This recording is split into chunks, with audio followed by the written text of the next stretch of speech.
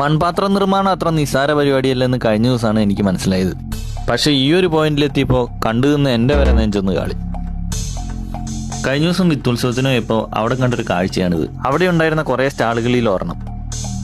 ഇത് കാണുന്നത്ര എളുപ്പമല്ല കേട്ടോ. ഇത് നേരിട്ട് കണ്ടപ്പോഴാണ് ഇതിന്റെ പുറകിലുള്ള എഫോർട്ടൊക്കെ എത്രത്തോളം ഉണ്ടെന്ന് എനിക്ക് മനസ്സിലായത്. ഈ പരിപാടിക്ക് നല്ല ശ്രദ്ധയും വേണം, അതുപോലെ തന്നെ സമയവും. ഒരു പിടി മണ്ണെടുത്ത ചക്രത്തിലോട്ട് വെച്ചിട്ട് അതൊരു ഡിസൈനുള്ള മൺപാത്രമായി മാറ്റിയെടുക്കുന്ന പരിപാടി കണ്ടിരിക്കാൻ നല്ല രസമാണ്. അങ്ങനെ രസം പിടിച്ച് കണ്ടുകൊണ്ടിരുന്ന എൻ്റെ നെഞ്ചിതാ ഈ ഒരു പോയിന്റ് എത്തിയപ്പോൾ ഒന്ന് കാളി. ഏകദേശം 7 മിനിറ്റോളം എടുത്തു ഇത്രയെങ്കിലും ഒന്ന് ആക്കി എത്തിക്കാൻ. ഞാൻ വിചാരിച്ചു പണി പാളിയെന്ന്. പക്ഷെ മൂപ്പരുടെ സ്കിൽ എന്താണെന്ന് എനിക്ക് പിന്നെ മനസ്സിലായി. പുള്ളി അത് നൈസായിട്ട് തന്നെ മാനേജ് ചെയ്തു കേട്ടോ. എന്നിട്ട് അതൊരു കാണാൻ ഭംഗിയുള്ള മൺപാത്രമായിട്ട് മാറ്റിയെടുത്തു.